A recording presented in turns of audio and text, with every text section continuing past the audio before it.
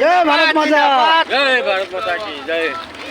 कुछ बोलेंगे क्या भारत माता के बारे में? भारत मातार আমি এটা প্ৰগ্ৰাম লৈছোঁ যিটো নেকি আমি আজি পেহেলগামত যিটো পৰিৱেশ হ'ল সেই পৰিৱেশৰ কাৰণে ভাৰতীয় সৈনিকৰ আমি মনোবল বৃদ্ধি কৰিবৰ কাৰণে আমাৰ ভাৰতৰ জনপ্ৰিয় নেতা ভাৰতৰ একদম নমস্য ব্যক্তি প্ৰধানমন্ত্ৰী নৰেন্দ্ৰ মোদীয়ে যিখিনি ধৰণে আমাক যি ধৰণে কৰিবলৈ দিছে ঠিক তেনেধৰণে আমি ভাৰতীয় সৈনিকৰ যিটো মনোবল বৃদ্ধি কৰিব লাগে সেইদৰে আমি সকলো ৰাইজে আমি জনসাধাৰণে নৰেন্দ্ৰ মোদীৰ কাষত আছোঁ।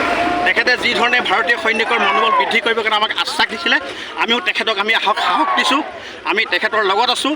আমি যিহেতু নৰেন্দ্ৰ মোদী অনুপ্ৰাণিত হৈ আছোঁ তেখেতৰ ভাৰত মাতাৰ কাৰণে যিখিনি কাম কৰিছে সেই কামখিনিক আমি অনুপ্ৰাণিত হৈছোঁ। বহুত ভাল লাগিলে কাৰণে আমি যথেষ্ট দিছোঁ। আমি চব আপোনাৰ লগত আছোঁ। ভাৰত মাতা কি জয়।